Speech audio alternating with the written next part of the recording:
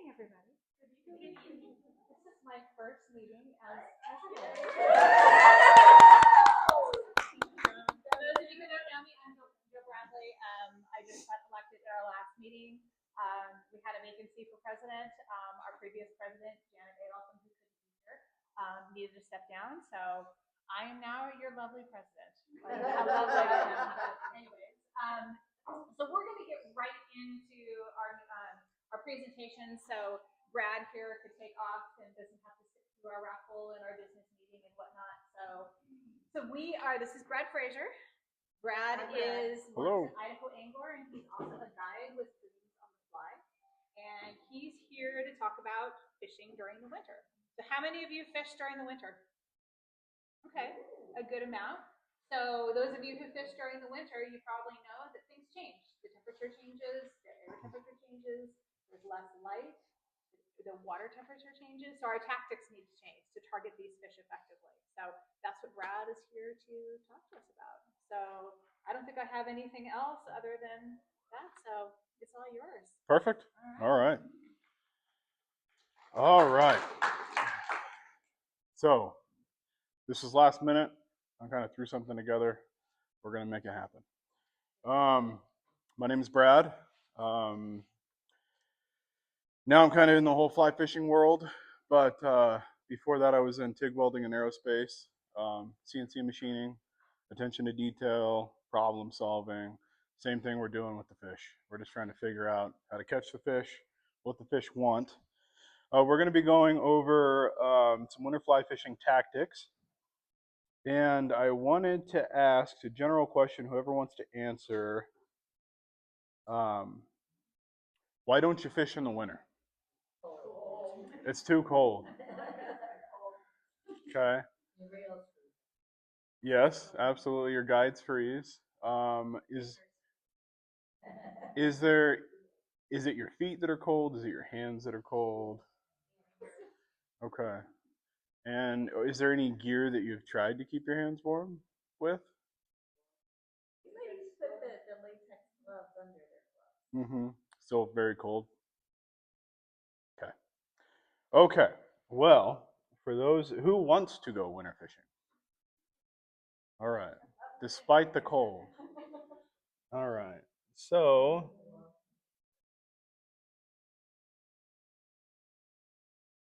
does anybody have any like winter fishing curiosity right off the bat? Anything that if I don't have it down here to answer, is there any questions about winter fishing so I can make sure I get to them? The fish move. Do they leave and go somewhere else, or is it still good to fish the Boise and So that they are still in the Boise, but they definitely change locations. So in the summer, that riffle water is going to be the most oxygenated part of the river, and a lot of those fish are going to be sitting in the riffles. The problem is, as soon as it gets cold, basically their metabolism slows down. Their energy, them wanting to actually go after food and eat food, it all slows way down. Everything slows down in the winter. And then those fish are going to move to your deeper pools. They're going to move to, like on the clear water, we'll have ice on the edges. Boise River in town doesn't typically have a whole lot of ice, but they'll be underneath ice shelves because that'll be just like a form of insulation. They'll be in the deep pools, just the real slow moving water. Now, we'll get into that. It's a great question. That's going to tie into all this other stuff. So kind of what we just went over, fish behavior in the winter. Fish are moving from the fast water and the white water and all the pocket water, and they're moving into the slow water. So they're going to move into the slack pools. They're going to get as deep as they can. And that water is kind of, you guys know what a thermocline is? I know you guys probably all stillwater fished at some point. So a thermocline in the water is basically a layer where the warm water and the cold water, it's like a fine separate line. So basically anything below the thermocline in the summer is going to be cooler, and everything above the thermocline in the summer is going to be warm water. So if we talk about Duck Valley, or we talk about any of these still water lakes that we fish in the summer, the spring and early summer, typically the water temperature gets too high in the late summer out there. A lot of those fish are going to be suspended right above the top of the thermocline. and they're going to be closest to the coldest water that they can be. But the problem is if you fish for them and the water temperature is too hot, you might be able to hook them because they're where they want to be and they're stable and they feel good. And you pull them through, 15 feet of water. When you go to release those fish, they have to still make it down to that cool water or they're going to overheat and they're going to flip over, they're going to die. So they excrete lactic acid and they're cold blooded. So they can't regulate their body temperature. Only the water can do that for them. So that's the trick with the thermocline. In every body of water, you're going to have a split, and you're going to have colder water on the bottom, warmer water up top. As the seasons change and everything flips, that's all going to invert, and that's how the lakes clean themselves out. And I know we're not talking specifically about still water right now, but it kind of ties into it. So the fish behavior in the winter, fish aren't going to move for your fly. They're not going to move, 4 or 5 feet over. They're not going to turn around and go downstream to eat your bug. They're going to sit there and they're just hanging out and they're being lazy and they're trying to make sure that whatever they go after, there's a return on calories if they're going to make that choice to go eat something. So instead of, here's a river, it's flowing downstream. You have a little seam, fast water meets slow water. You throw a cast over there, your bobber, you're just kind of fishing a seam where the fish should technically be. If those fish are 4 feet over one way or the other, most of the time they're going to turn and they're going to see that fly and they're going to kind of shift over and they're going to eat that bug. In the winter, they're not going to do that. They're going to stay stationary. So instead of just working a seam of a river or certain pieces of water that look good, what you're doing is you're hunting for the fish. You have to get the fly in front of the fish's face to just kind of incite it to be able to lazily eat. So how you do that is I like to work obviously closest to farthest, so I can try and, if there's any opportunities right off the bank, to hook a fish, we do that before we blow that water up and we fish farther away. We also work from downstream to upstream because all the fish are facing upstream, currents going through their gills. And if we go from down to up, as you guys already probably know, then we have a less chance of spooking that fish. So when you're doing that, to kind of effectively be able to find these fish in this slow water and they don't want to move and they're feeling real lazy and slow, you really gotta dissect the water. So just break that, if from here to that wall is the river, I'm gonna break that section up into 12-inch increments all the way across. And I'm gonna work, let's say 3 feet out, and I'm gonna go 4 feet out, and I'm gonna go 5 feet out because just a few inches is enough to make those fish not want to go and eat that bug. Boise River in town, I would say, in my opinion, others may disagree, it's primarily a nymphing and streamer river below Highway 21 bridge. You can catch fish on dry flies, absolutely, but the majority of the fish that I've seen caught on dry flies are 12-inch fish. And that's totally fine, nothing wrong with 12-inch fish, but the big fish by Highway 21 up there, that's all wild fish. Those are eating dry flies and PMDs in the summer. And you have to have a lot of patience to be able to go up there and fish because it's a lot of casting and not a lot of hooking. But those fish up there, they'll eat dry flies. So is there any particular places in the Boise River where you all like to go? Anybody? Barber Park, any stretches of river that you like to fish? Barber Park? Okay. Has anybody played around up at the Highway 21 bridge in the winter? Okay. And we're just nymphing? Okay. Is anybody in here tightline? Tightline? Tightline? Okay, fantastic. Sounds good. So what is the time of day in the winter for the highest productivity as far as hooking fish? Warmest part of the day. Fantastic. So that like 11 to 3 has been a pretty good window for me in town. 11 to 3 in the winter, depending on where the sun's at. Sun on the water is always a good thing. Kind of heats that water up and allows those fish to become active for a little bit. Not only are the fish a little lethargic, but all the insect life in the water also is. So your mayfly nymphs and your caddis and your stoneflies and your midge. Your midge and your baetis are going to be pretty active through the winter, just your colder bugs. They're also very small bugs, so you're going to be fishing a lot of 22s and 24 zebra midges. You're going to be fishing small betas, 20s and 22s. During the summer, I can get away with 14s and 16s, just in attractors like your blow torches, your fire starters, your perdigons, your Jack Daniels, your hotspot hare's ears, anything, your split case PMBs or betas.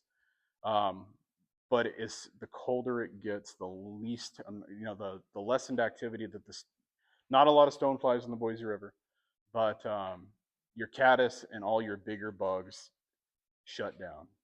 They're not active, they're not moving, they're not getting displaced or dislodged from gravel or rocks and turning into food because they're just not doing anything. So that's where your little bugs are coming into place. So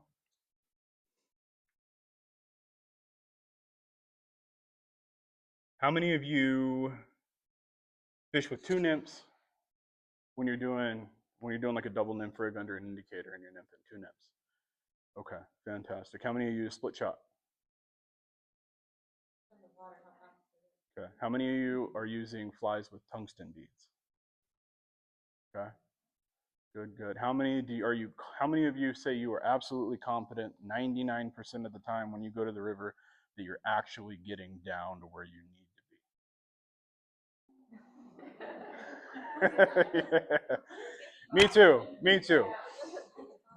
Okay, good. A little chuckle. Thank you. Okay. So the best thing about winter fishing for me is that it exposes the areas that we can't get to when we have high flows in the spring and the summer to big fish territory. Your cut banks are open. You can wade in the water. You can get to both sides. I mean, you have unlimited access. There's nothing that you can't touch on the Boise River at 300 CFS. So that just opens up. I catch the majority of the larger fish that I catch are going to be fall until spring. All those summer fish, I mean, just so if we look at the Boise River temperatures, the water temperatures this year versus last year, we almost have a 6-degree fluctuation and not in a positive way. So we were upwards of almost 70 degrees in some parts, from Glenwood Bridge all the way to Barber Park. That's not Eagle, that's not Star. That's hot water. That's bathtub water. So all of those fish are under cut banks in the shade, tucked way back up in there. In the summertime, all these bigger fish are hard to catch because they're hiding and they're hot. And there is some cooler parts in there, and there's some deep parts in the Boise River, especially through like Warm Springs Golf Course and all that water through there. There's some 20+ foot deep pools in there. But that's kind of what I've noticed is unless I travel or I go fish still water or I go fish cold water up higher, the Boise River in the summer produces a lot of fish and a lot of quality fish, but not 28, 30-inch brown trout. It's a lot harder to catch fish like that in the summertime than it is in the fall or the spring or even the winter. Everything's slower, everything slows down, bugs get smaller, your presentations get slower. If you're stripping flies or you're jigging streamers on the Euro sticks, that gets slower. Everything slows down. And the fish fight not nearly the same way that they fight when the water's warm. They're very lazy, and they don't put up nearly as big of a fight. So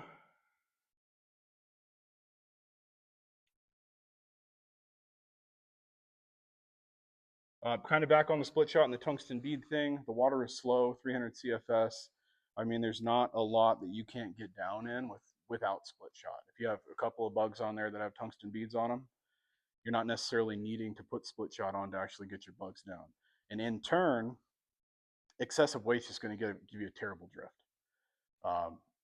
And the problem with bobber fishing, so I Euro nymph as well, but I use an indicator, I'm sorry.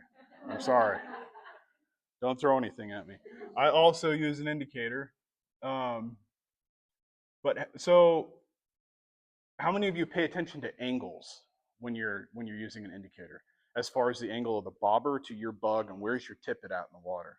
Is it behind the indicator or is it in front of the indicator? Does anybody ever have that question, like, where are my bugs at? I mean, everything's subsurface, I can't see, like, is this stuff where it needs to be? So the biggest thing with indicator fishing is if you watch videos online, there's a couple out there that'll basically show a trout feeding. And trout are tactile feeders, so they're eating whatever comes downstream. If it looks like food, they're gonna chew on it and spit it out. But the time that it takes one of these fish to suck a fly in and spit that fly back out is incredibly fast. Like it's amazing. I mean, just a tenth of a second that flies in and out, and that indicator never moved. So to counter this a little bit, which you just can't do it all the way, is especially in slow water when these fish are really lethargic and they're just going to be these little tiny takes. It's not going to be this aggressive bobber down. It's going to be a little blip on the radar. What you need to try and do, if you aren't already, is you need to cast upstream. When you're casting upstream to kind of start your drift, make sure those bugs are landing in front of your indicator in the same seam. And what that's going to do is it's going to allow those bugs to sink down. So we're going to say that this is a little tiny nymph, so you can see it, and this is a bobber. Indicator, sorry. So imagine your indicator is here, and you cast, and your bug lands upstream above your indicator. Now that bug is going to drop in the column, and the surface current of the water is going to be significantly faster than the hydraulic cushion on the riverbed being slowed down by rocks and tree parts and, you know, whatever else, tires in the Boise River. So indicators up here, your bugs down here, that's downstream.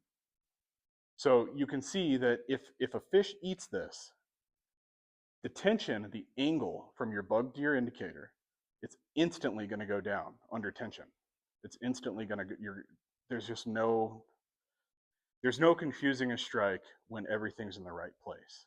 But what can happen is, especially if you're casting straight across from yourself, and you bring that rod up and you throw a roll cast out there, what's going to happen is this bug may go in front. Now, if this bug is in front of your indicator and it's not heavy enough to get down to that hydraulic cushion so the indicator will pass it, so it's back to where you want it to be, then there's 1,000 opportunities that something can take this fly, and it's never going to register on the indicator because you have slack in the tippet and it's not tight to the indicator. So that's something to think about in the winter, is making sure that your casts, if you're using an indicator, everything's landing in the same seam and your bugs are landing behind it. And then on your bugs with a tungsten bead or whatever else, it's heavy enough to get down. Because what's slowing all this down, when you want to know if you're really down, besides ticking, you look at this indicator and the foam on the surface of the water, and this indicator is going to be moving significantly slower than everything else on the water, because this bug is dragging in that hydraulic cushion, slowing everything down. So if it's moving faster than the bubbles and the leaves and everything else on top, this isn't doing its job. And what is the worst thing, I think, as far as a presentation goes in the winter to fish that are already a pain to catch, is things moving too fast, and they're not going to eat them. So back up just a little bit. Maybe I didn't hear you correctly. So when you said we're casting upstream, you want the bugs to land in front of your indicator? you want the bugs to land behind it. So you want the bugs as far upstream as they can go. Your indicator is always going to be downstream of the bug. You know what I'm saying? Yep. So when you're thinking about Euro nymphing, and why Euro nymphing is so absolutely deadly effective, but it kind of gets boring a little bit, in my opinion. As long as you're switching back and forth and throwing fly line and then doing mono or whatever, it's fine. But I got on a kick where I Euro nymphed for almost a full year exclusively. That's all I did. And I caught a lot of fish, but I missed fly line. Now, real quick, why Euro nymphing is so deadly effective versus a bobber, it's because you're always in contact with your bug. You have a tight line from your bug to your rod tip. You're on a light rod, 2 or 3 weight. 10 foot, you have, approximately 36 feet of reach with a 10-foot rod. And we're not casting that far, but we are casting at least 2 rod lengths upstream. But you have, this thing's not on there. And this thing's causing a bunch of problems in certain situations because you can't fish this in fast water. you're never going to get your stuff down unless you put, a massive tungsten bead on your bugs. But there's no drag. There's very limited drag. And on a Euro stick, at least what I do is I run a micro rig. And a micro rig is basically a level section, one diameter of 6 to 8 pound Maxima chameleon to some cider material. And that, 6 pound Maxima is like, I don't know, 6/1000 of an inch. So if you think about the water passing through 6/1000 of an inch, I mean, there's just very little drag. But you think about an indicator on the surface of the current moving significantly faster, there's substantial drag, and there's always angles, and that's why we have to accommodate, the rule of thumb that everybody says is 1.5 to 2 times the depth of the water is how far you want this from your first bug. And that is all because they're, current speeds, and then you have water depth, and then you basically have that angle. And you're going to have indicator, bug, how deep is it, how far off do I need to put it, so eventually it swings down and it's doing its job.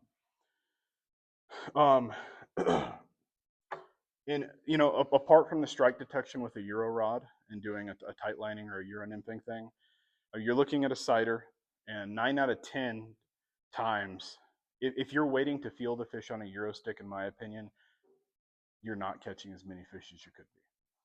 If you are casting that thing upstream and you're managing slack and you're looking at that line and that cider on the water, that cider is going to tell you everything. If there's a jump or a bump or it moves or it stalls or it stops or does anything weird, you set the hook. And most of the time it's a fish, or in my case, it could be a rock or log. But hey, hook sets are free. Yeah. So how do you explain what a cider is? Absolutely. So Absolutely. And I just wanted to touch on that just so this, can you see that? Yeah. Actually.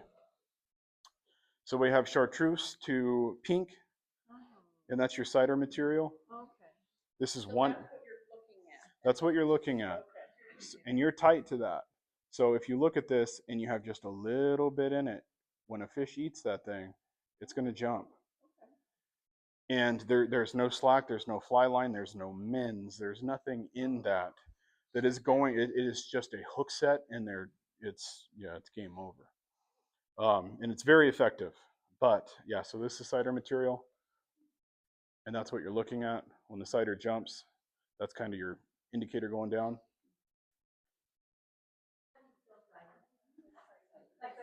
Sighther. Yep. Oh, like Cider. Absolutely.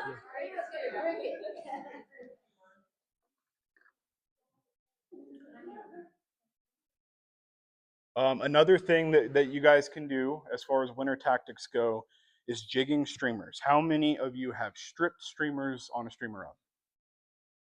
Okay, how many of you have stripped full sinking line with leeches and whatnot in Stillwater? Okay, fantastic. How many of you caught fish stripping a streamer in the Boise River? Fantastic. Okay. Okay. How many of you got skunked? I like it.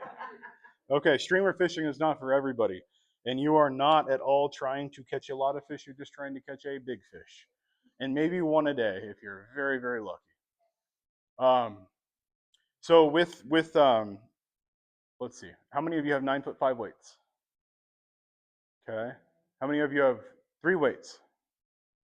4 weights? Raise your hand, Joe. Wonderful. 12 weight. There's some more numbers out there. All right. One thing that you can do if you want to play around, you can take that 9'5" weight you have, or that 4 weight, or whatever, and if you want to even dabble just a little bit with tight lining, you can basically set that up with just a a level section of mono. I mean, you could use tippet if you wanted to. And the whole point of the sensitivity aspect on a Euro stick, and I don't want to get too deep into this, but it's because you don't have fly line. And if you look at a rod and then you see all these guides and then you see heavy fly line with a lot of mass to it, it's going to do this and this and this. And the weight, the sag in between guides with the fly line is disconnecting you from your bugs. So the whole point of going with like a mono rig or even 22 or 18,000 diameter Euro line with like a braided core is because it's light. It doesn't have any sag. So from the rod tip to your bug, it's a straight line, and there is no sag in it. If you tried to tight line with fly line, it'd look like that, and you'd never catch any fish because that straight line is just what's connecting you. It's what allows you to know that there is a fish on. But back to what I was saying. How many of you have jigged streamers? Like actually jigged streamers? Okay. Okay. So this is basically both of these. These are jig streamers. This one's wet. I'm not sure. They didn't dry it out. This is a jig streamer. This is on a jig hook, and it has a big old heavy bead. You know, it's a 5.5 millimeter tungsten bead. This thing goes straight to the bottom. Same thing, jig streamer, wet and dry. Now the effective thing with these jig streamers versus stripping a regular streamer like an articulated bug or anything else like that is that you can cast these upstream and you can jig them back downstream, and it's very effective in low flows. So literally what you're doing is you could take that 9-foot 5 weight and you could put a mono rig on it. It doesn't need to be a 10-foot rod. It doesn't need to be a 3 weight. You can just put mono on it so you can stay tight to it. And you could do a really long leader. That'd be okay too. But I do like 25 feet of mono. Maxima, amnesia, doesn't matter. All you want is just a tight line. Now, when you cast this stuff, it doesn't have a taper. It doesn't have any mass to the fly line. It doesn't have any power. It's not like a fly line. It doesn't start heavy and in light. It's level. So it's a weird to cast. And when you cast, wherever it goes behind you is where it's going to go in front of you. There is no changing angles with mono. So the way that I change angles at this point on a Euro stick is I bring it back and I know where it's at behind me. And it swings. And when it's where I want it, I go forward and I can be very accurate with the Euro rod. And I'll cast the Euro rod, I'll double haul it. I mean, I will, it's not just a plop, but get a jig streamer. If you guys tie, how many tie? Fantastic. So just heavy beads, jig hooks, and this is a way to catch big fish in the Boise River. And you cast that upstream. You can pay attention to cut banks. You can pay attention to structures, logs, anything on the sides of the river where a fish could sit. Cast that bug upstream and get tight to it. So this hand, it's a line managing hand always, no matter what you're doing. That's going to get tight. You cast it upstream, you pull the slack out of it, you get tight to the bug. And then you can kind of do this, or you can do a figure 8 retrieve or whatever you want to do, but you just jig it just a little bit. Bump it a couple times, let it drop with that weight. It's automatically going to just look like a wounded bait fish. So just jig, bring it back to you, and cast again, and do the same thing. And it's super simple. You're not sitting out there throwing big heavy streamers, hitting yourself in the back of the head.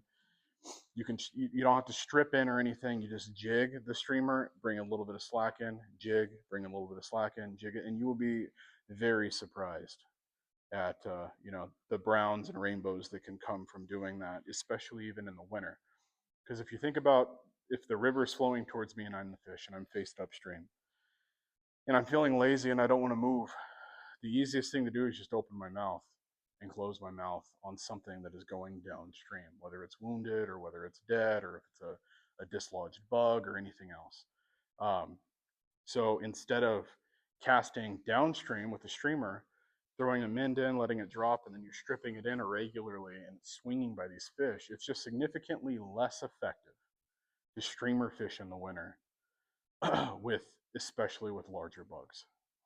Now, if you can slow all that down, if you can find that nice slow pool with the streamer, and you can cast and you're not worried about the current swinging it a whole bunch, and you can get those strips in and you can just make that little thing just actuate little strips, little slow strips in the winter, fast long strips in the summer. So if that at all sounds appealing, it's pretty easy and you can do it with what you already have. How many of you fish fluorocarbon when you're nymphing? Okay. And the rest of you are just fishing nylon, mono? Okay. Um, let's say it's the winter time and you go down to the river and you got your fly box and your pack and you're all ready to go and you want to, you want a nymph and you set your rig up and you got your two nymphs tied on. What size tippet? What size tippet are you guys using? So on the Boise River and you're just nymphing. And it's just an average regular old day. 4X or 5X? Okay. Sometimes during the winter it's smaller. Okay. 3. Mm-hmm. Absolutely. So not only do the bugs get smaller in the winter, but the tippet needs to get smaller too. If you're fishing 4, fish 5. If you're fishing 5, sometimes fish 6. Now the thing is why that is because the water is slower and your bugs are moving slower, and these fish can just watch it come real slow towards them, and they don't have to make that split-second decision that in a lot of situations they have to make. Oh, that's food, and then they eat. It's just a very long, drawn-out drift that takes a long time, so they have time to inspect the bug. They have time to look at it, see if they, and if there's anything flashy about it. Depending, I don't know what your guys' opinions are on like bead colors. Talk about silver beads versus brass versus black versus matte. And these can absolutely highly affect the fish's reaction in different fisheries. Now, in the Boise River in town, I don't think those fish care. But if you aren't fishing fluorocarbon, I would try it. Not only does it have better light refraction, but it's virtually invisible underwater. It's significantly stronger for the same diameter. Now, you don't have to fish a whole bunch of fluorocarbon. You can fish a regular nylon 9-foot, 9.5 leader, 9-foot 5X leader. Snip a little bit of sip a little bit of the nylon off, and then do a triple surgeon's knot with some fluorocarbon. And you don't have to do a whole bunch. I mean, you could do 3-4 feet of it. So it's not going to break the bank, but it is going to sink significantly faster, and it's going to disappear a lot better, and it's going to have significantly more abrasion resistance if you're getting stuck on rocks or logs or trying to pull that fly out without it cutting it. If a fish takes you into somewhere you don't want to be and cuts your line off, I would try fishing some fluorocarbon in the winter. What are your thoughts? Some people say that you fish larger during the winter because the fish are more stressed. Oftentimes during the summer because it's cold and you want to not play them so long. You want to release them. What are your thoughts about that? So like on the Owyhee, if I take a client out there or whatever, and we're fishing in the summer, we're fishing 3 or 4X. And sometimes those fish are still a pain to land. You still can't land them super quick. My thoughts on winter fishing with light tippets is the fish are going to be fine.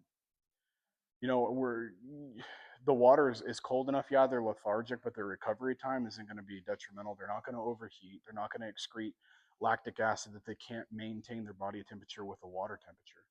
So fishing lighter tippets to hook fish, even if it takes longer, I mean, as long as those fish are staying wet for the most part, and you take a really quick picture, I think they'll be okay. In the summertime, absolutely. I don't like to play fish for a long time. I play fish. I mean, sometimes they beat me up, but I want to get them in as fast as possible. I want to get them back in the water. I don't care what the water temperature is. But to hook fish, smart fish, in the Boise River, sometimes you got to use a lighter tippet, and I think you'll still be plenty fine landing a fish in these flows, especially.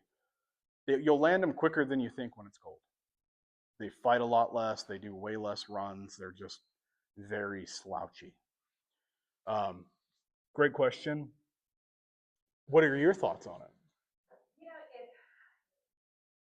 I've done both. I fished lighter tippet. I fished heavier tippet because you hear 2 different schools of thought. And it really, I can't say that I necessarily land more fish or less fish on one or the other. Yeah. Yeah. Usually I buy more 5. That's what I tend to do. So quite honestly, that's kind of what I do all the time. Absolutely. 3X if I'm dedicated streamer fishing, I'll put on a shorter leader with a little heavier tippet just because Mm-hmm. A Absolutely. little bigger, but yeah. So Yeah. So if I'm streamer fishing, I'm fishing 0x fluorocarbon. You know, it's 15.9 pounds. And those fish, the last thing those fish care about is a leader. They don't care about a leader. They don't care about the tippet. They don't care about your fly line. They just want to eat what's moving. Um, when I'm jigging streamers, just because I brought that up, all fish, you know, it doesn't matter. 0x, 2x. It's the same concept. If there's an active, the predatory instinct is going to override the tip diameter. They don't care. When nymphing, when you're trying to get a dead drift and those bugs are just drifting on downstream and you want them to look as real as possible, that's when it matters. And another thing, how many of you fish unweighted flies? Completely unweighted flies, no bead, no lead. Okay. Why? Why not? What? Depends on the conditions, and if you see the fish aren't on the bottom, I'll put my heavier one down Okay. just to hit the hook. So as far as unweighted flies, why I ask that is because you will get a significantly more natural drift with an unweighted fly than you will with a weighted fly. And that's because the currents are going to be able to make the decisions on the weightless bugs. They're going to drift and twist and swirl and cross currents and everything else, and they're going to look real. Would you put two unweighted flies, or would you put a heavier fly?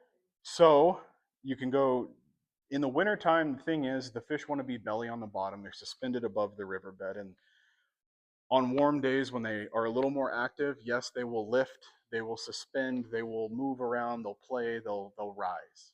But on a lot of the cold days, those fish are sitting at the bottom where it's the warmest. And the trick is to catch a fish on a tag in the winter that's 24 to 36. You know, I don't know how far. What is your average? Volunteers here. What is your average distance between flies? 18 inches. Okay. So if you think about that, and you think about this indicator right here, and this bug being right here, and you have a tag, let's say in the middle, and that's moving along. Depending on what this angle is, if it's fast water, it's going to be like this. If it's very slow water, it could be like this. But we're working more so trying to get everything on the bottom and get as many offerings as close to the riverbed as possible rather than suspend a bug way up here. How many of you in the winter time that have the winter fish catch fish on your top fly?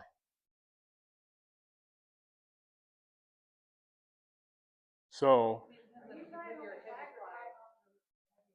so if I'm guiding, I'll tie off the bend of the hook because it's the easiest thing to manage. And you will absolutely have fish eat that fly tied off the bend of the hook. Just in it, if you think about it, this thing's lifeless and it's tight and it's not doing anything, and fish will still eat it. If I'm tying for myself, I tie a tag onto the main line of tippet with a triple surgeon's knot. So I have a main line, point fly, and I have a tied tag hanging off. Therefore, because they have maybe in my mind I'm skewed, but I feel like they have more access. That bug has a leash. It can act significantly more natural around that main line on its leash rather than being tied between a heavy fly and an indicator where this is just stationary. It's dead. It has no movement. But it just depends. Um, that absolutely is true. One thing you can do as far as tangles go with the tag is you can run a micro swivel. These are micro swivels. Loon makes them. Everybody makes them. You don't need a huge one. These are a little bit bigger. You can get them a lot smaller. The beautiful thing about that is when you pick that line up off the water and it goes behind you, it's going to automatically tend no matter what. There's going to be some type of rotation in the cast, and the line's going to want to spin on itself. With a micro swivel, it can still spin, but it's not going to create that tension in it that allows that tag to twist and get all tangled up. So you can deal and manage with tangles with a micro swivel. explain your setup when you use the microphone. Where in the ticket, where are you putting it? Are you putting it above where you start? Whether you're doing a tandem fly or you're doing a tag and dropper, like where in relation is that swivel? Absolutely. So I use this for river and stillwater applications. I just like having a swivel in there, one, so you don't consume as much of your leader. Um, Because what's going to happen is if you don't have a tippet ring or a swivel in there, I'm sure you guys have done it, you're going to keep cutting and cutting and cutting, and you're not going to tie back on. Then you're going to get to a point where you're going to have to drop down with other materials to try and, you know, be able to tie that 4 or 5X back onto that leader without it just being a huge knot. What I do is I take a 9-foot, like a 5X or a 4X leader. I clip 75% of the level section of tippet that's at the end of that. Just, you know, just below the taper, just where I have enough line to where I can do a very strong clinch knot onto that micro swivel. Now, depending on how deep you're fishing, whether it's still water, how many of you have 2-hand rods, switch rods? Okay, fantastic. So with switch rods, it's easy to cast sometimes if you get way out there with 6, 7, 8 feet of level tippet at the end that's not tapered, it's hard to turn it over. But anyways, I tie to that micro swivel, and then I come off of that, usually just with, you know, whatever I'm fishing with, whether it's 3, 4, 5X. Then I put my indicator. I try and always put that section on there below that tippet ring or that micro swivel. That's going to be relative, that I'm never going to need to fish my indicator below the swivel. It's always going to be above the swivel or higher above the swivel to get me down to where I want to be. And it's really simple. So no, I'll tie the tag off the tippet ring. If it's big fish, then I'm worried about them breaking. So anytime you guys tie a tag in with a triple surgeon's knot, how many times have you done that? Who has done that? Who has tied a tag in with a triple surgeon's knot? Okay, to actually tie a bug onto, rather than just clip both ends. Okay, fantastic. What tag, up or down, up the line or down the line, do you tie your bug onto? Okay. Good. So that's the right way to do it. What tangles less is the wrong way, and I do it too the wrong way because it tangles less. But what you're doing effectively is if you use the top tag on a triple surgeon's knot, and a fish eats that thing and pulls, it's pulling that knot open, and it's going to fail. It will almost tighten it to the point where it will cut that tag off and the tippet that's underneath it completely off. So it does tangle more, but if you guys are ever doing that, use that bottom tag on that triple surgeon's knot.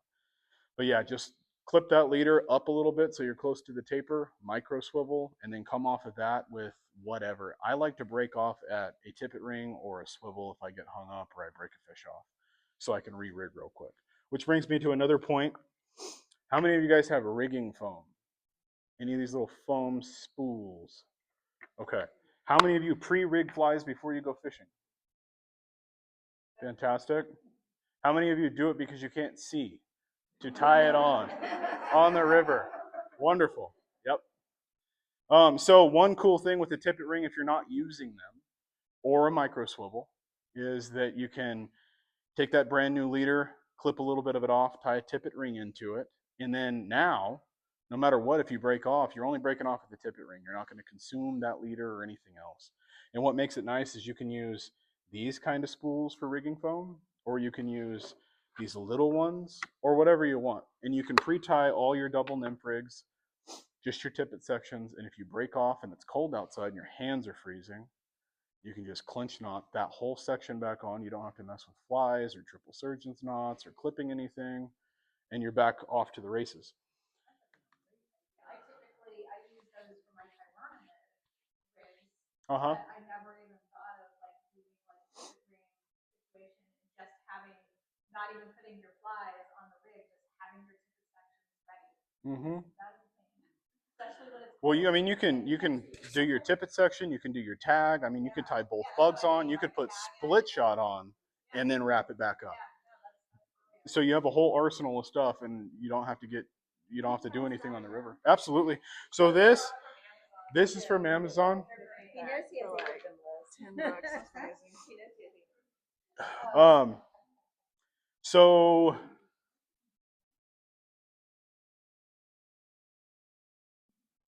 So how many of you guys fish zebra midge or Baetis, blue-winged olive nymphs when you're nymphing? Okay, so that's going to be just a staple in the wintertime, no matter what, with little bugs. You can get away with some of the bigger bugs. If you guys are Euro nymphing, your bug size is going to go down a little bit. You can occasionally get a pellet head to eat a 14 in the wintertime, but most of those fish are going to eat smaller bugs, and that's just what's going to be in the system. A lot of those blue-winged olive nymphs and just like zebra midge, any of your midge patterns that are subsurface. So how many of you guys have fished the Owyhee River? So how many of you fish? How big are the bugs that you're fishing? Sub 20. I like it. So this is kind of an Owyhee box minus the minus that stonefly. Yeah. So these split case betas and split case PMDs, and these zebra midges, and these little tiny Owyhee bugs. Yeah. Yeah, absolutely. I've caught more fish on split case BMBs. I can't tie those on. They're too small. Get your bye byes. Well, you find somebody that you know that can tie them on and just tie a bunch of them on. I have to, yeah, Pre. get the magnifiers that aren't like 2 or 3. Absolutely. That's why I asked you to pass that around so I can see that. It makes it way easier. And your dry flies. Well, and especially if you're doing, 6X tippet and you're trying to do it and it keeps bending, Mm-hmm. and then I just can't get it through the hole. Well, it doesn't help that us fly tires crowd the eye and make it hard for you. So anything you guys fish on the Owyhee is basically going to be what we're going to be fishing on the Boise River in town. Little split case betas are going to be fine. Any of your betas patterns, your juju betas. And you can take, how many of you like the Frenchie? The blowtorch? Okay, fantastic. You can take all of those bugs and downsize them if you tie them. 18s. Oh, sorry. I'm in the wrong place. This is actually my Owyhee box. This is just an example. One of them. I just need to know it. You know what these are. Oh yeah, that's like I said. That's Don't look my at the eggs. Number one. There's not any eggs in there. So productive that the fish are catching on.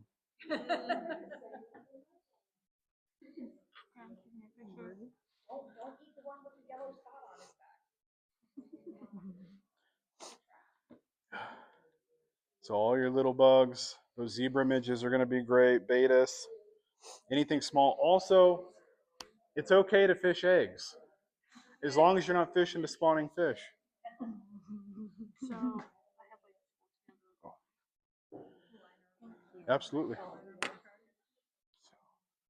The split case is the ones with the little. Yep. So the dark brown ones are going to be PMDs, and the light ones are going to be your betas. Great, thanks. Mm-hmm. and you distinguish just because of what you just said. What was that? By the color, you distinguish between the betas. Yep. The light olive or the olive bodies are going to be betas, and then the brown bodies are going to be PMDs. You're good. Thank you. Awesome. Yeah, so another thing to fish on the Boise River in the wintertime is eggs. You're going to have early roe, which is going to be an orange egg, and then you're going to have a cream colored egg. You're going to have two things happening in the fall. You're going to have brown trout that are spawning. We're not fishing to spawning fish, but there's a lot of eggs getting dislodged in the gravel going downstream, and it's a valid protein source, so you can match the hatch. It's okay. Then you're going to have cream colored eggs, and your white fish are going to be spawning in November.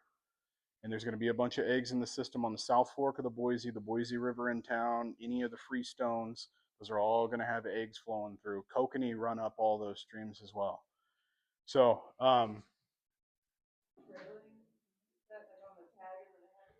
I love to fish an egg on the bottom of the.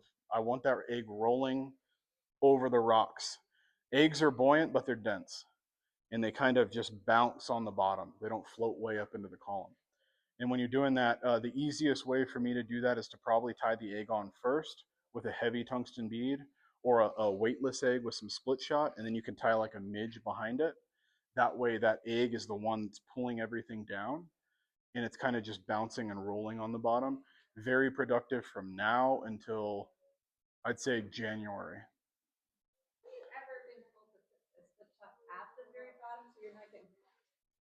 So I was going to bring up drop shot, and I didn't. I'm trying to figure out. Give me 2 seconds here. I'm going to bring that up right now. Okay, so who has drop shotted? Okay. Drop shot on the Euro stick?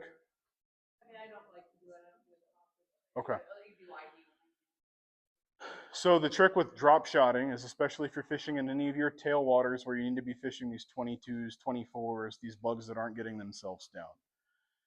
What you can do is you can basically put your indicator on, and then at the very end of your leader, you can pinch a couple of split shot right at the end.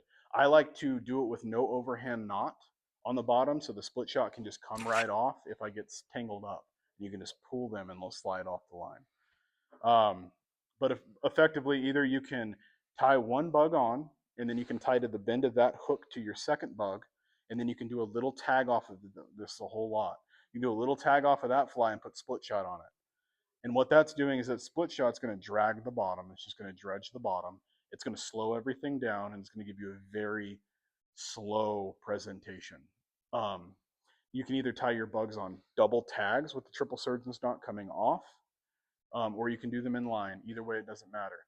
But the whole point of the drop shot is you can have a very natural presentation with weightless bugs, and you can still get your bugs down on the riverbed where they need to go. And that's because that drop shot is dragging everything down, and then you have these two tiny little bugs that would never make their way down there. And now the difference in presentation, as far as, let's say we're fishing a riffle, that doesn't have a lot of depth to it, but it does have fish in it. Say it's 4 feet deep, and we don't necessarily need to be fishing two flies apart from each other, because fish, let's just say the fish aren't coming up and they're not eating that top fly. But we want to give two offerings to the fish. So what we can do is you can put that split shot above the bugs, above both bugs, and that's effectively going to drop this bug down, and this bug's going to follow. You're going to have a horizontal presentation, and you're going to have two bugs drifting in the same lane and the same depth. Now, if you wanted to work depth and you're fishing 8-9 feet of water, and you wanted a bug on the bottom and you wanted a bug mid-column for those trout that are suspended, then you put a split shot above both and then a split shot in between both. And that's going to just give you a tight line. So that goes indicator, split shot, bug, split shot, bug, right? Anyways, so, and that'll allow you to work depth rather than a shallow riffle or something that you just want. Are they eating a baetis? Or are they eating a midge? Well, let's put them horizontal to the riverbed and drift them down and see which one eats which, because they're getting two offerings passed by. So, another thing is, if you are fishing, I know you've done Duck Valley quite a bit. I've seen you in the shop. You've done Duck Valley quite a bit, right? Okay. So, as far as like full sink line versus sink tip versus poly leader, does anybody know what a poly leader is? So this is a poly leader. This is from Airflow. One's a 5 foot, one's an 8 foot, and these are both. One's a super fast and one's an extra fast. So we have a 5-inch per second and a 7-inch per second sink rate. Now that is totally dependent on a lot of factors, especially like the density of the bug you're throwing on it. But when it comes to sink tips or poly leaders, if you're running a super long leader, let's say you're running a 7.5 foot leader off a poly leader to a streamer, a jig streamer, or a leech, or whatever you want to be stripping, or whether it's still water or a river, the only thing that's going to be bringing those bugs down is going to be a tungsten coated poly leader. If you have 7.5 foot leader, your bug's not down.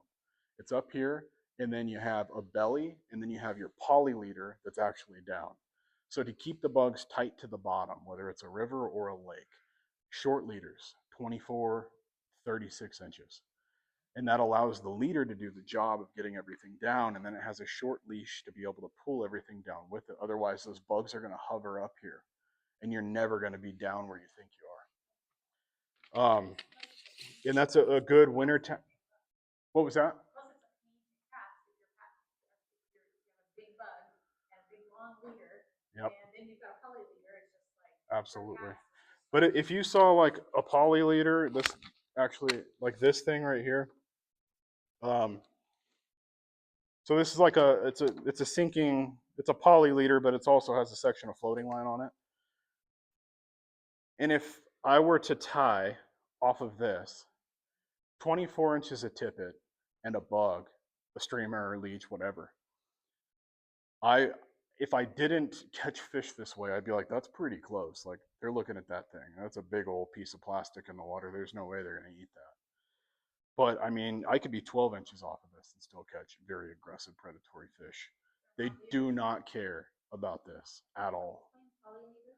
So a poly leader basically is just it has a core, but the outside is coated, and that coating is tungsten infused coating. How's it different than a sink tip? So this is a loop-to-loop connection. Your poly leaders can go on your floating line. So you'll have your floating line, and you'll have your loop, and you'll have your loop on that, and you can do your handshake knot, and then you can basically put a poly leader on to get down in certain holes, and then you can take the poly leader off and then just use your regular floating line. Exactly. So you're not running like 10-foot sink tips or 25-foot sink tips, because 25 feet of a sinking tip in a river in the winter with the streamer is just asking to get wrapped around every single rock on the bottom of the river. One use that to be like more versatile, like if I'm gonna go out and I'm gonna tromp around, can I fly around and walk down the green belt? Yes, Like to do, absolutely. Catch fish, right? But then I could nymph and then do something like that without having to like switch out a spool or like, so sometimes like, to do some streamer fishing or something. Sometimes you'll see me on the river and I'll have 3 rods. I got a Euro stick, I got an indicator rod, and I've got a streamer rod. Yes. So if you want to do everything in one, instead of bringing reels and extra spools and all this stuff, you can bring a floating line, a loop-to-loop poly leader, and then off that poly leader, a tippet ring. And then you can just loop-to-loop that on. You can already have 24 inches of leader material. And then you can take that off, put it away on a piece of rigging foam or wherever, and then you can get back to throwing a regular tapered leader on your fly line, and you're back to nymphing. Now you can pull streamers on floating line with long leaders in shallow water in the winter, no problem. But if there is that deep hole and you really want to get those bugs down in there, a poly leader is the way to go. Not only in the winter, but also in the summer. I use those a lot, Mallory. I carry them with me, and I usually use like a 8 foot. My go-to is the 8 foot. I think it's the 5 inch per second. It's not that super duper fast thing. Not carry 2 rods. So, one of my last questions. Okay, raise of hands who has streamer fished one more time. Okay, are you guys using a non-slip loop knot on your streamers? Okay, so the beautiful thing, whether it's just a single hooked long maraboued streamer like a sculp snack or a woolly bugger or anything like that, that doesn't have like articulation points and multiple hooks and all this crazy action. If you tie a clinch knot directly to the eye of the hook on a woolly bugger, it's going to remove a lot of its movement. And when you're stripping it, it's not going to dart and bounce and be manipulated nearly as easy. So what you do is you can just tie an overhand knot into your line, run it through, bring it around like a clinch knot, and then put it back through that overhand loop. That'll give you a non-slip loop knot that's basically just a loop and then your bug. And it's an ugly loop. You'd think it'd scare the fish away. They don't care. But what it does is when you're stripping, it gives that bug, it can actuate the bug. It can move. It can kind of dive and dart and, kind of roll and look like a bait fish or a wounded bait fish or whatever.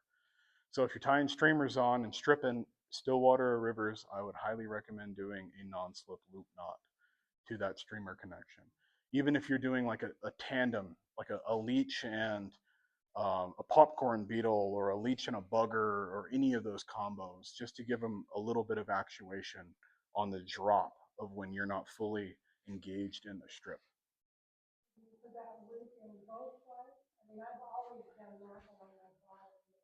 So if you're running 2 tandems, I would do it to the first fly, and that first fly will kind of allow everything to kind of move around.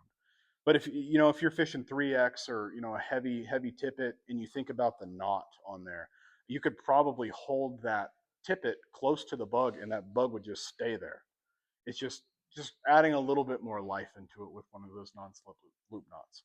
And I'd say this is significantly less important in Stillwater when you're stripping leeches.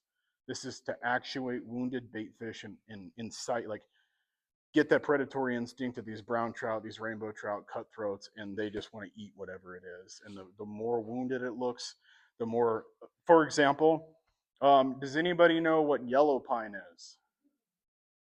Who has all been to yellow pine for bull trout? Who has all caught bull trout? Okay. So I was on a mission to catch a 30-inch bull trout this summer, and I didn't do it. But I did catch a 20, and it was a decent bull trout, but I still wasn't happy, right? That's how deluded I am now. But when I was fighting this fish, the water's crystal clear and the pools are very deep, and there are very large bull trout up there. And any of the salmon drainages where there's steelhead and salmon smolt, there are bull trout. And they get, upwards of 40 inches. They can be massive, just predators. Anyway, so I'm fighting this fish. I thought it was a huge cutthroat for a minute. I'm just like, wow, that's a massive cutthroat. But it was a bull trout, and 33 to 35-inch bull trout came up from the bottom and ate him by the head as I'm fighting him.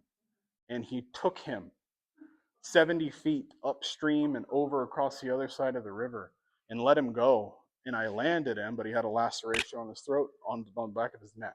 That's what these fish do. They're very predatory. They eat 12-inch whitefish, 14-inch whitefish like it's nothing.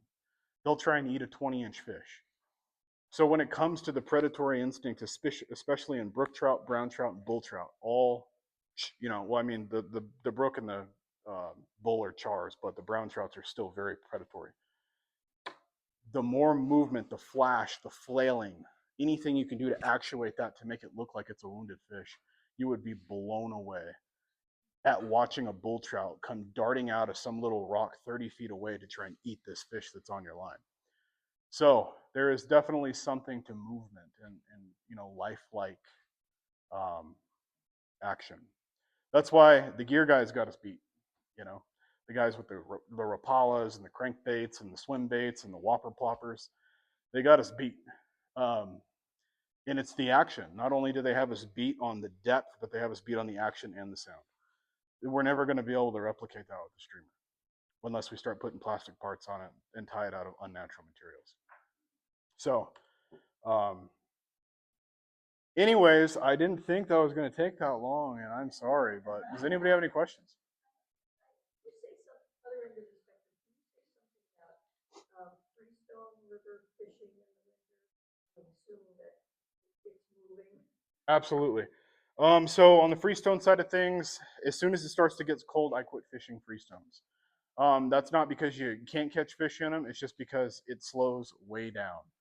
It's almost like if you imagine a tailwater that has a set temperature reservoir at the bottom of it that's getting dumped in, and we're looking at like high 30s, low 40 degree water temperatures. And then you think of a freestone that has ice on it, and there's ice, like the rapids are freezing, and you can see that. The fish just shut way down, like the upper South Fork of the Boise, the North Fork, the Middle Fork, the winter fishing up there. I mean, it can be good on some days, like a real bright, sunny day, as long as it's not iced over. But yeah, that's my opinion on that. The tailwaters are what's going to fish all winter. They're maintained. They're not going to ice over. They just have food, and they can support big fish all year. Any other questions? Are you swinging? Are you swinging for them, or are you nymphing for them? Well, it depends. Oh, you know what you're doing for those? You're throwing egg patterns. And good luck fighting off the combat fishing crowds. There's 3 of us. We're gonna hook elbows. Do it. So I can tell you that it's very productive through Park Center. There's a very high hookup rate over there. I'd say the hookup rate at BSU is not significantly, not even close, as far as where those fish are and actually accessing those fish. And which Up. two parts of the Park Center Bridge? Yeah. So West Park Center Bridge is going to have a dirt parking lot that you can park in right there. On the south side. Yes. And if you walk up it a little bit, there's going to be a side channel, and I had to get that spot. So it's a terrible name for a fly, but it's called a crystal meth. And steelhead love them. But if you're not, we do. Coop just tied like 300 of them. So this right here, this ugly, terrible, just dirty bug is a crystal meth. I don't know why it's in there. That's exactly what it is, yeah. So you guys can pass that around if you'd like. That is a great steelhead bug. But you have two people that fish for steelhead. You have people that swing for steelhead. Kim? And you have people that nymph for steelhead. And it just depends because the guys who swing are going to look down on the guys who nymph. It's just how it works. Biggest thing is those steelhead are traveling 600 miles from the coast. They're not going back. If you're catching them in the clear water, you're catching them in the main salmon, they are not going back to the ocean. They're going to die. So, I don't know. You know, some people are nymphing for them in March and April, and I think that's way late. I mean, those fish are literally looking like zombified salmon by that time. They're starting to degrade and decompose, and people are still fishing for those fish. So there's a window to nymph for them, which I think is totally fine.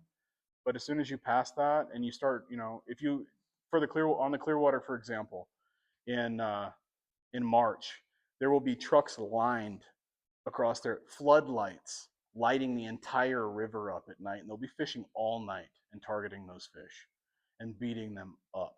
And we don't have a lot of, I mean, there's not a lot of wild fish. If you think about the numbers, 300,000 steelhead went over the Bonneville Dam in 2016. And we had what, maybe 150K, 50% reduction in steelhead numbers this year.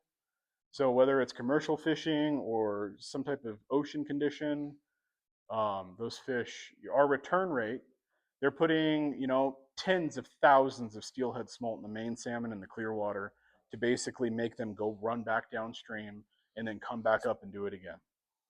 1% of those fish actually come back. So, you know, 25% of their body weight is lost on that 600-mile journey. So you catch last year I caught a 37-inch steelhead. That 37-inch steelhead, you know, maybe weighed 17 pounds. But he would have been significantly larger if it was closer to the coast. I will show you. I'll show you a quick picture. He's not that skinny, but it is still a big fish. Anyways, I know I'm cutting into your guys' time. I apologize. This is steelhead. Dang. It is kind of an eel.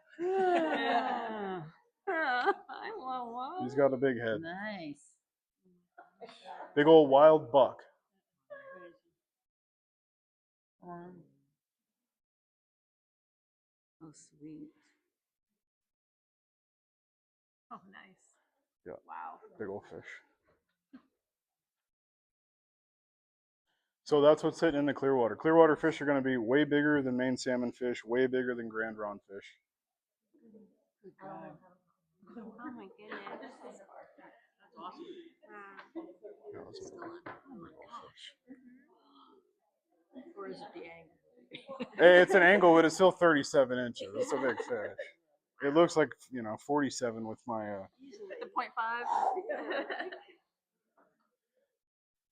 Okay. We got any other questions?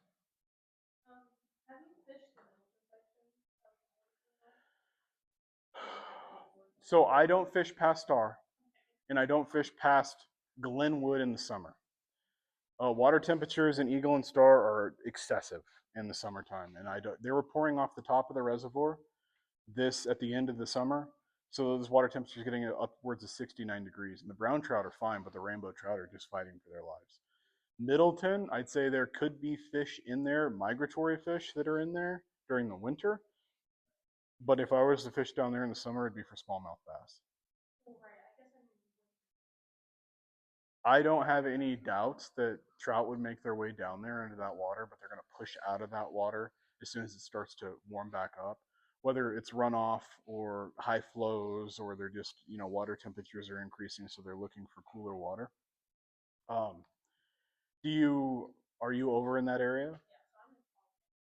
Have you fished that stretch at all yet? Yeah. We fish like, I don't know if you know what Have you caught fish? No. Yeah. I don't know. That's far down there. What about Indian Creek? I've never. You should fish that next year. There's some great big fish that they put in there. They're planted. But I don't know. I don't know. How many sections are there? Well, there's like you could go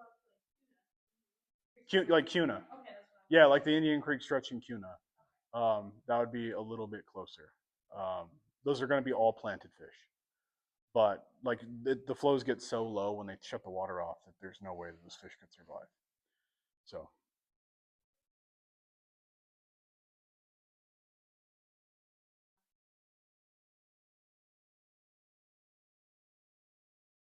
Mm-hmm. And I'd say the Middleton area, maybe Fishing Game's putting fish in that kind of area in the winter for people that want to winter fish. But there's no trout there in the summer, or they're dead. Did you say that below Glenwood Bridge, you don't fish that in the summer? I try and stay between Barber Park, even like the Cobblestone Dam. So let's say Barber Diversion Dam, Cobblestone Dam, Lucky Peak. Has anybody ever walked above the Barber Park Bridge up there where the island is and the big cobblestone dam?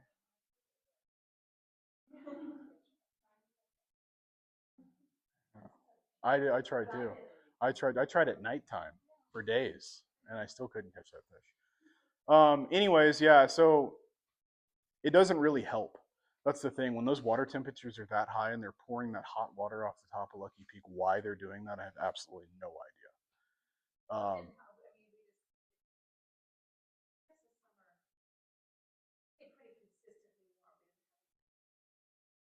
Mm-hmm. Yeah, but so what I heard was from, I don't know if it's a trusted source or not, but basically instead of pulling from the bottom of the reservoir through the dam where all that cold tailwater water comes from, they're pouring over the top of the dam. So it's the skimming that hot water off the top and introducing it into the water temp. Yeah, we had not a terrible summer this year versus last year was hotter. And the water temperatures are 6 degrees cooler on the hottest day last year than they were this year. So.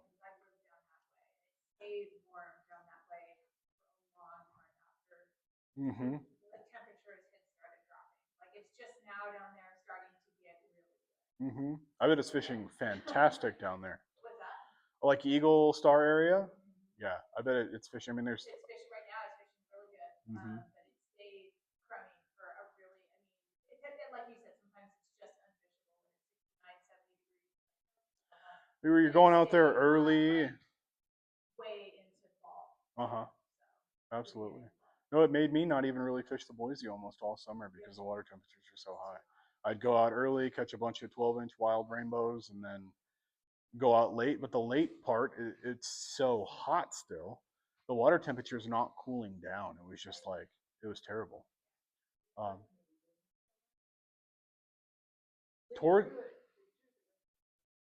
Yeah, so I'm talking about more like midsummer to end is when those water temperatures kept increasing.